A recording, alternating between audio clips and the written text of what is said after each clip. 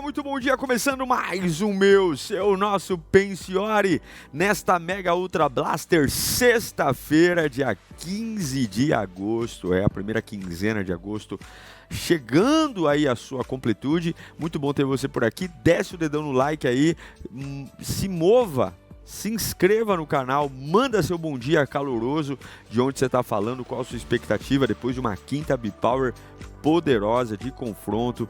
Fomos dormir com a cabeça inchada de ouvir aí tantas coisas preciosas que Deus tem para nós e quanta lição de casa a gente tem que fazer. Perdeu a quinta B-Power de ontem?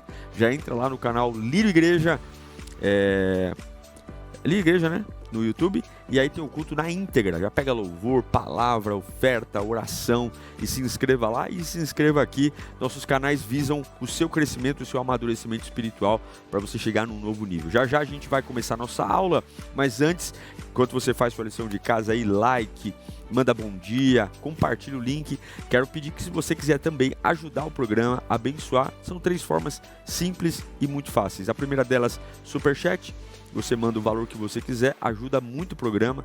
Toda semente ajuda, fortalece e contribui demais. Segundo, você pode mandar um pix para pensiore@hotmail.com, pensiore@hotmail.com. E terceiro, você pode se tornar membro do canal, participando aqui, vai ter sempre o destaque aqui nos seus comentários. Você vira realmente alguém que pode ter esse banco de dados de informação. Lembrando que nossas aulas não são Ctrl+C, Ctrl+V de IA, Google, são aulas autorais, aulas feitas aqui com muito carinho para levar a você um evangelho puro, simples e relevante, simples e intenso também. Tá? Muito bom estarmos juntos, estou muito animado nessa sexta-feira e hoje, com muita alegria, eu vou estar em Araçatuba. Você que é dessa região, estou na Igreja Amor e Cuidado, meu amigo Bispo Marcelo Toschi. Você não pode perder essa grande conferência Céus Abertos hoje em Araçatuba. Corre lá, entra no Instagram da igreja, veja como é que funciona a inscrição. Conferência Céus Abertos, hoje estou pregando aí e tenho certeza que vai ser uma bênção de estar junto com você. Ok? É isso aí, produção? É isso aí, pastor. Então, tem pensamento? Sim, pastor. Então, com vocês, pensamento, produção do dia. Vai, produção! Vamos lá, pastor. O pensamento de hoje diz assim: não culpe ninguém pelas suas rotinas. O seu tempo é você que domina. Não culpe ninguém pelas suas rotinas. Eu estou tão cansado. Eu não sei. A vida... Não, a gente faz escolhas e colhemos as consequências das nossas escolhas. É simples assim. Mas é difícil. É a vida. Você planta, você colhe. Você quer plantar abacate. Eu ia falar abacate com abacaxi. Você quer plantar abacate e quer colher morango? Não dá, né? Uma coisa, plantou, colheu. Temos que melhorar o plantio. Se não melhorarmos o plantio, realmente nós vamos sofrer e sofrer muito. É ou não é, produção? É isso aí, pastor. Então a aula de hoje é o seguinte: como lidar com as expectativas dos outros. Todo mundo olha para nós e tem uma opinião. Toda pessoa que faz alguma coisa, ela vai sofrer 3 impactos muito fortes. Primeiro, ela vai ser analisada, ela vai ser discutida e ela vai ser criticada. Então, analisam você, sua roupa, seu cabelo, seu jeito de andar, seu jeito de falar, seu patrimônio, onde você trabalha, com quem você anda. Todo mundo analisa. Isso aí é normal. Analisou, vai discutir. Vai sentar com alguém para falar das percepções da análise.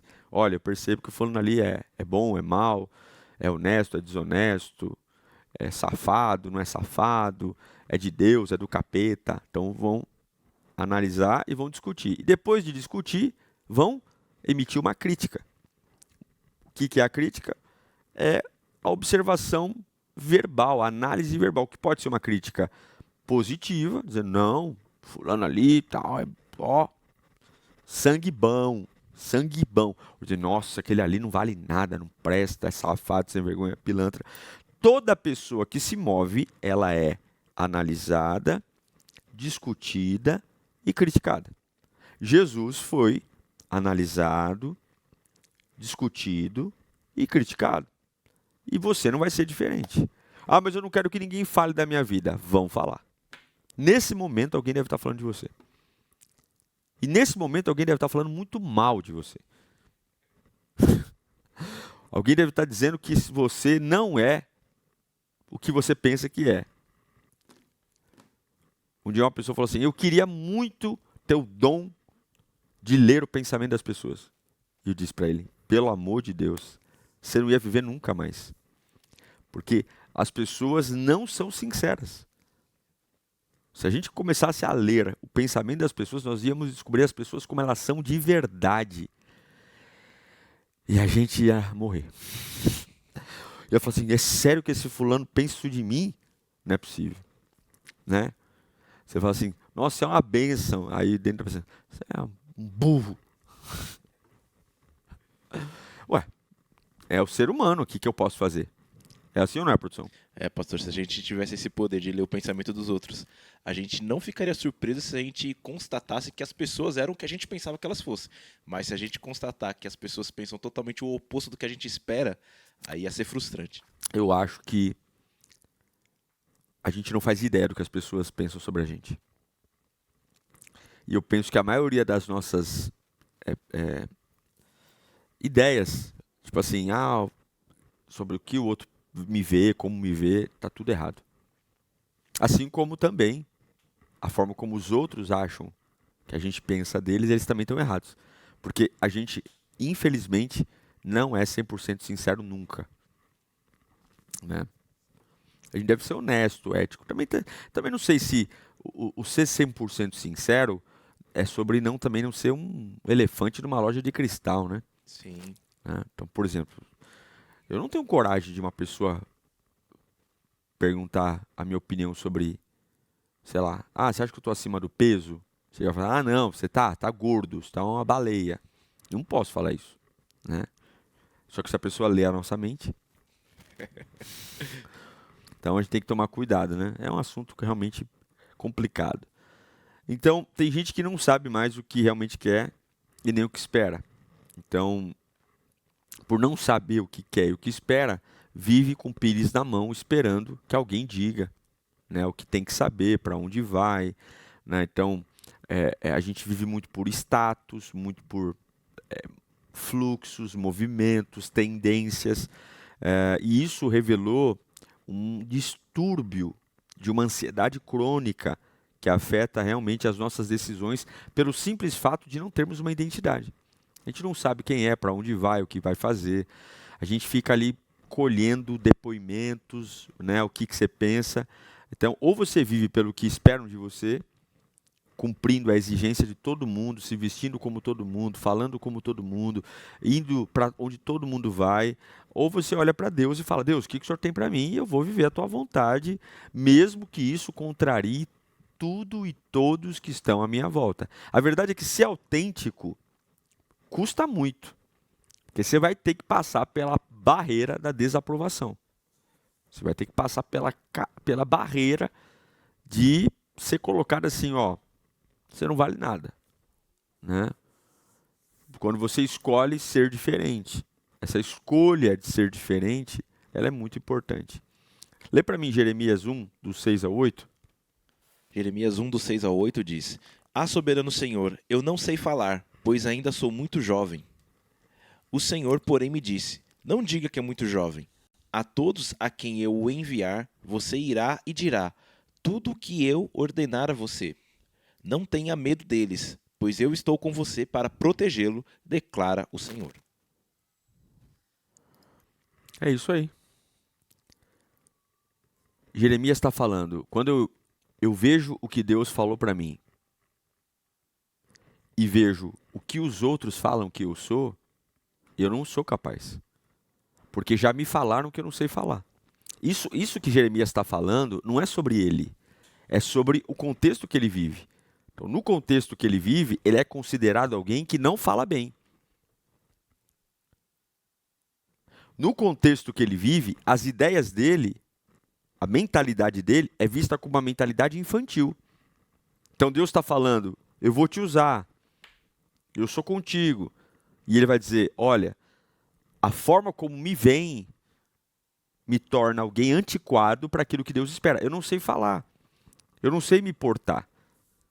Tem lugares que as pessoas já definiram que não são para nós. Tem posições, níveis de influência que já falaram assim, ó, não é para você, cara. Pô, eu sou baixinho. Eu sou baixinho. Né? Eu já vi dizendo o seguinte, cara, uma pessoa baixinha, ela tem um desfavorecimento visual. Porque o líder, o grandião, tá lá gigante, todo mundo vê, o cara vem e abraça. Todo mundo me abraça, estou no sovaco do povo. Né? Então, talvez eu não estaria hoje como um líder de uma grande igreja. Se eu fosse ficar ouvindo o que os outros, o rótulo que os outros dão. Ah, você é baixinho, eu não nasci em berço de ouro. Eu sempre digo, meu pai e minha mãe me deram tudo o que eu precisava, dentro das suas condições. Mas é diferente. Né? Eu não vim de uma denominação histórica, não vim de uma família pastoral. Nossa família é uma família cristã, crente, né? E repito, não estou menosprezando o legado que os meus pais me deram, mas eu entendo que dentro daquilo que é considerado alguém que está projetado para romper, eu nasci com alguns tipos de limitações. Periferia, você fala Itaquera, todo mundo torce o nariz. Né? Você fala a Lírio dos Vales, era uma igreja extremamente bairrista, pequena. Então você fala assim, Deus vai falar, vou te usar, eu vou te levantar, eu vou colocar sobre a sua mão uma grande obra. Aí você começa a falar, pô, mas olha onde eu estou, né? Olha como é a minha vida. Então, mas muito dessas percepções, elas vêm diretamente ligadas do quê? Do que a gente ouve os outros falando sobre nós. Esse é um grande problema. Um grande problema. Um gigantesco problema. Isso pode destruir toda a nossa vida. Então a gente prefere desconfigurar aos poucos o que Deus falou para corresponder ao que os outros falam. Né? Então se alguém fechou uma porta, eu já desisto. Se alguém diz que eu não sou inteligente, eu já desisto. E esse medo de rejeição, eu já sofri isso. Né? Medo de rejeição, medo de não ser aceito, medo de ser menosprezado. E tudo isso é uma questão da minha cabeça. Você vai num lugar, por exemplo, você vê gente mais importante que você, a sua cabeça diz, está vendo? Você não é importante. Importante é aquele ali, importante é aquela ali. Entendeu? Limite-se ao seu lugar de porcaria. A cabeça fala com a gente. Mas Deus não está nesse padrão. Olha lá, Salmo 118, verso 8. É melhor buscar refúgio no Senhor do que confiar nos seres humanos. O que ele está falando? Dobra o joelho. A vida está escura, você está meio inseguro, estão falando muita bobagem a seu respeito, você não consegue olhar para frente. Fecha o olho, vai falar com Deus. Deus, me mostra o que o Senhor tem para mim. Porque o medo vai roubar você. O medo vai roubar a sua dignidade. Vai roubar a sua inteligência. O medo vai roubar as oportunidades. Não deixe o medo destruir você. O medo vai falar, não vai não. Ninguém vai sentir sua falta. Não vai não. Não se envolve não. Deixa isso para lá. Limites já está bom, onde você chegou. E outra coisa é quando a gente confunde o contrário. Porque eu estou sendo aceito pelas pessoas, porque eu estou falando a linguagem que querem que eu fale, estou me vestindo como querem que eu me vista. Né? Tem assuntos, por exemplo, de gente igual... Eu sou um cara que eu não entendo muito de marca, não entendo muito de time de futebol europeu, não entendo muito de comida chique. Por quê? Porque eu nasci na periferia, pô. Não sei. É pastel, né? É caldo de cana, sei o que é um camarão. Agora, vem com esse negócio, comer com aquele talher chique, né? O jeito de pegar ali o garfo, eu corto acho que como decentemente, mas aquele malabarismo de trocar ali, você corta de um lado, aí você passa o garfo para um lado, passa para o outro, sabe fazer assim? Você corta. Eu não sei. Eu não estou dizendo que quem faz está errado. E eu digo para você, até gostaria de saber. Mas eu não sei. Eu não sei. Não fez parte da minha vida, da minha infância, né, do meu povo, da minha cultura. E está tudo bem. Agora, algumas vezes fazer disso uma obsessão para eu ser aceito numa determinada classe social, né? Ah, não, eu quero entrar na classe A, na classe B, eu quero fazer parte de um grupo seleto e viver nessa questão da aprovação. Só que algumas vezes isso está totalmente contra o que Deus esperava de mim nessa estação da minha vida. Que não é fazer média, não é ser aceito por ninguém, mas é viver a verdade. Olha o que Lucas 6:26 fala. Ai de vocês quando todos falarem bem de vocês, pois assim os antepassados deles trataram os falsos profetas. Então assim, a gente quer tanto ser elogiado, admirado, aplaudido, e Deus está falando, ó, ai de vocês. Se você só quer que falem bem de você, porque os seus antepassados, os profetas, os bons profetas foram maltratados, mas os maus profetas, os falsos profetas, foram amados por eles. E aí? A gente tem que voltar ao exemplo de Jeremias para entender que o que Deus plantou no coração dele foi algo tão poderoso, que a maior barreira era o próprio Jeremias. Quantas coisas poderosas Deus tem para nós e a nossa cabeça não aceita pela raiz, pela origem, pela opinião dos outros, pela minha própria opinião. Eu estou ferido, e aí eu recuo, e aí eu me limito, e aí eu não deixo as coisas fluírem como algo assim que deve ser feito. E o que vai acontecer? Né? O que vai acontecer? Nada. Porque a minha vida ela está literalmente fora do eixo. Fora do eixo do que é uma convicção com Deus, do que é o parâmetro de aprovação. E eu vivo ali, o que o povo quer? Como querem que eu seja? Todo mundo tem uma opinião. Né? Às vezes, ideia, meu Instagram está cheio de ideia. A pessoa acorda e fala assim, pastor, o que o senhor não acha de fazer tal coisa? Todo dia tem uma ideia. É tão fácil ter ideia, né? Imagine se eu fosse na ideia das pessoas. Não tem, eu respeito. Eu até falo, obrigado, irmão, vamos orar, Deus abençoe. Mas eu falo, não há por quê? Porque eu não estou aqui para corresponder à expectativa de cada um, porque cada um olha pela sua vida do micro. Eu estou aqui para cumprir a vontade de Deus. Então, se a gente se define pelos olhos dos outros, o tempo todo o outro dizendo se está bom ou está ruim, eu esqueço de perguntar para o único que importa, que é Deus. Deus, o que o senhor acha do que eu estou fazendo? Deus, qual é a tua opinião sobre o meu trabalho, sobre o meu chamado, sobre o meu ministério? Deus, o que o senhor vê? Quem melhor do que Deus, que me fez, que me criou, que conhece meus limites, sabe o que eu tenho que fazer? Lê para mim um texto clássico sobre olhar de Deus versus olhar do homem, que é 1 Samuel 16, 7 e 8. O Senhor, contudo, disse a Samuel, não considere a sua aparência nem a sua altura, pois eu o rejeitei. O Senhor não vê como o homem vê a aparência, mas o Senhor vê o coração. Então Jessé chamou Abinadab e o levou a Samuel. Ele, porém, disse, o Senhor também não escolheu este. Muito bom. Muito bom. Deus está dizendo para Samuel, Jessé colocou os filhos no padrão mais elevado para serem aceitos. Olha a roupa dos meninos, olha o cabelo dos meninos, olha as unhas dos meninos, olha a altura dos meninos. O próprio Samuel, por um instante, se rendeu a isso. Porque aí Samuel falou assim, deixa eu ver qual cabeça a coroa fica mais bonita. Deixa eu ver quem tem os ombros mais largos. Quem em pé no trono vai trazer mais postura. Porque qual é o padrão que Samuel tinha? Saul. Saul era um homem alto, forte, bonito, de aparência imponente. Então, qual é o padrão que Samuel está buscando? O mesmo de Saul. O mesmo. Aí vem um menino, né, pequeno, ruivo, fora de padrão, que o próprio pai, e Deus falou, eu não vejo como o homem vê. Essa é a esperança de a gente que é feinho.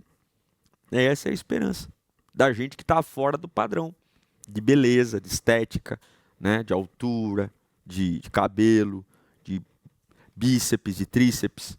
Essa é a nossa esperança. Por que nós vamos vencer na vida? Porque Deus não vê como o homem vê. Por que a gente vai dar certo? Porque graças a Ele, o Todo-Poderoso, Ele não vê como o homem vê. Porque se fosse para a gente seguir na trilha do homem, meu irmão e minha irmã, a gente estava no pó do suco e na água da salsicha. Não tenha dúvida disso. É ou não é, produção? Com certeza, pastor. É um desafio, não é não? É porque se a gente se moldar pelas expectativas dos outros, a gente só vai chegar aonde as opiniões dos outros nos permitem chegar. É. Então, se você está aqui amarrado nesses rótulos que não são seus, nessas opiniões que não são suas, tem um caminho que eu quero te ajudar a sair disso. Primeiro, deixe claro hoje quem é o Senhor da sua vida, quem é o comandante da sua vida. Se é Deus ou a opinião dos outros. Você tem que deixar isso claro, você tem que olhar no espelho e falar, ó, quem manda em mim é a vontade de Deus. Isso significa que você vai estar se preparando para desaprovações. Eu aprendi uma coisa a duras penas, que eu não vou forçar nada na minha vida. Não vou forçar amizade, eu não quero nada artificial. Eu não vou forçar coleguismo, eu não vou forçar, eu não quero nada forçado. Não quero. Se alguém para estar perto de mim, eu tenho que ir ali, fazer um malabarismo e tal. Ó, eu tenho um problema muito sério e isso me prejudica com o network, por exemplo. Porque assim, eu não quero ir falar com alguém que eu não quero falar, mas só porque eu tenho que falar, porque é importante para o meu ministério. Não quero. Ah, não, mas você tem que falar com ele, ou tem que falar com ela, porque é importante. Peraí, mas eu quero falar? Eu tenho vontade de falar? Eu tenho desejo de falar? Não. Mas é importante você se conectar ao fulano, ao cicrano, ao beltrano, àquela empresa. É importante para você crescer, para você dizer, pô, mas peraí, quem é que está me dizendo que é importante?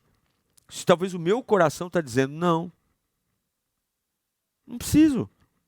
Eu creio em conexões, eu creio em unidades, eu creio que Deus vai colocar gente na minha vida para me ensinar, mas eu creio que isso vai vir debaixo de um fluir, de uma graça, e não de me tornar um personagem, um puxa-saco, um bajulador. Quem cresce assim, cresce para cair. Quem cresce assim, cresce como um miserável, um mendigo, um pedinte, uma porcaria. E aí eu me lembro do que Jesus diz em Mateus 6,24.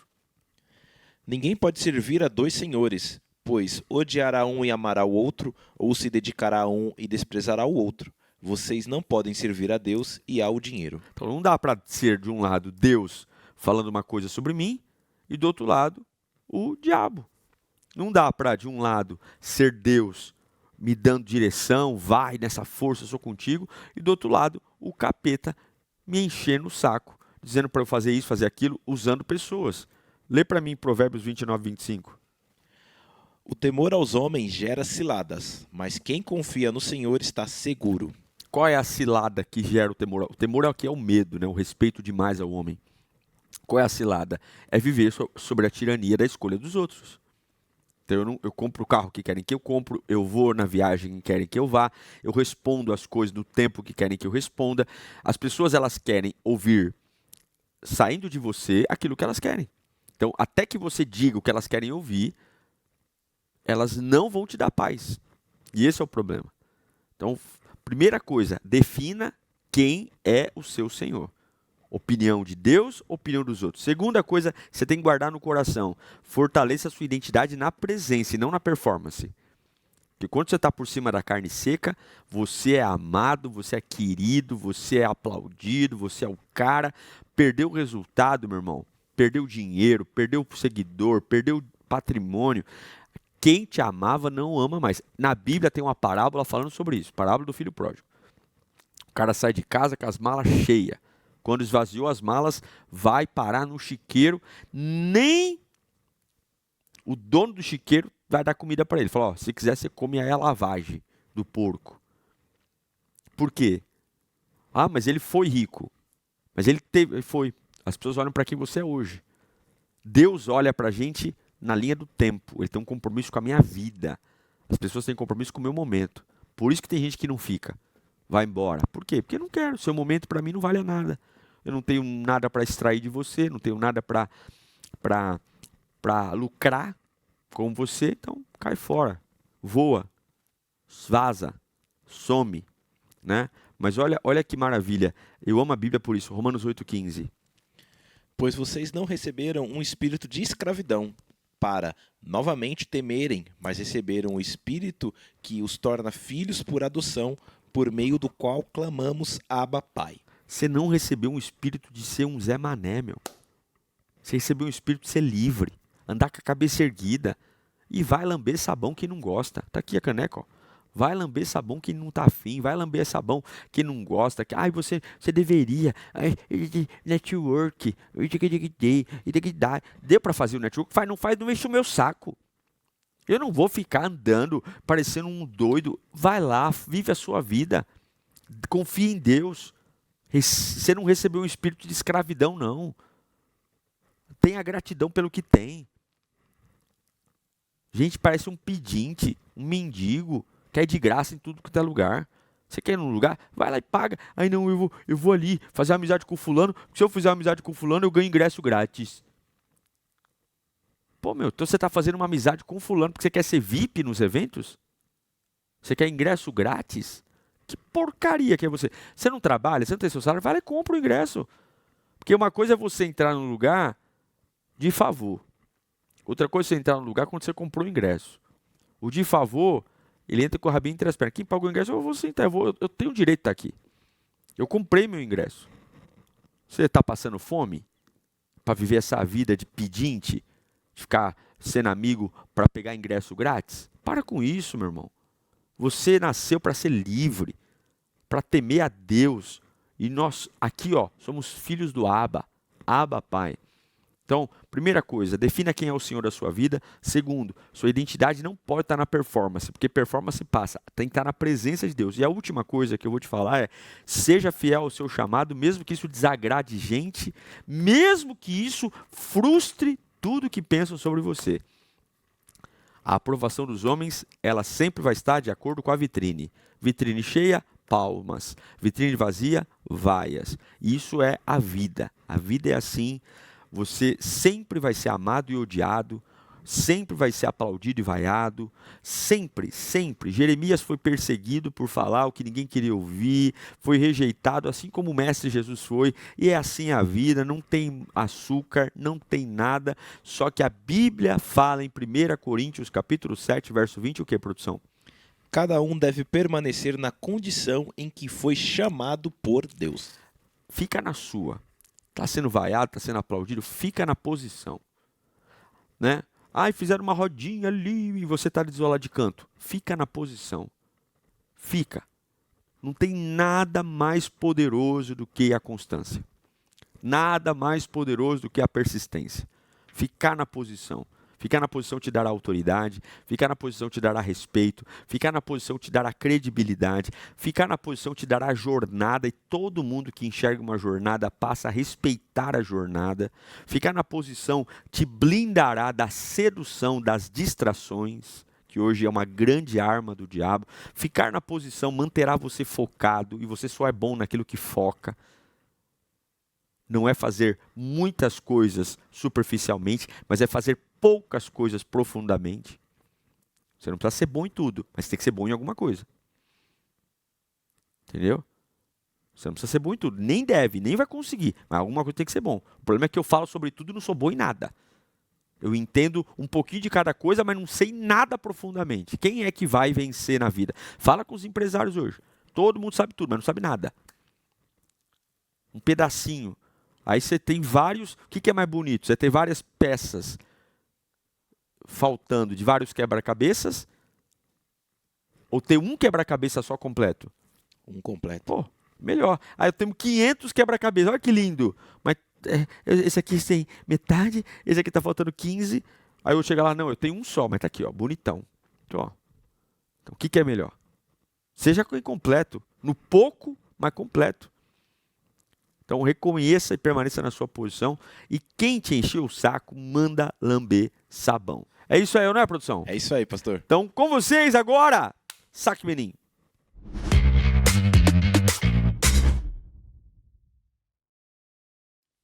primeira pergunta do Saque Pastor é da Dalva Silva e ela pergunta: e se meu cônjuge desistiu da fé, como agir? Se o meu cônjuge desistir da fé. Bom, a primeira coisa que você tem que fazer é você não desistir da fé. Porque a esperança sempre vai estar em alguém que está aceso. Então continue levando a presença de Deus. Agora, a sua fé, por mais abalada que fique, sua fé não pode ficar à mercê da performance espiritual do teu esposo. Então em algum momento você vai ter que entender que escolhas dele vão refletir na tua vida? Vão.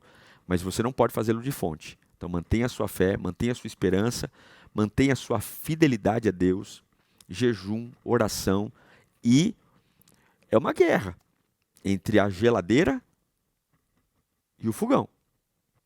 Né? Ele está a geladeira e você está fogão. Taca fogo na geladeira.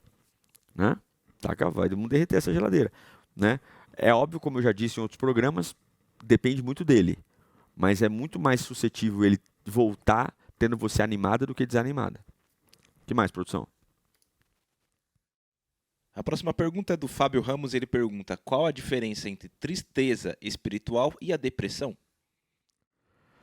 Olha, depressão, o que é a depressão? É quando você tem um solo que gerou um buraco, você está abaixo de uma vida normal. A tristeza espiritual, ou a tristeza, ela está muito ligada ao estar, ao momento. Eu estou triste. Ao momento. Todo mundo tem. Na semana eu fico triste várias vezes. Né? Ah, não, eu nunca fico triste. Então você está mentindo.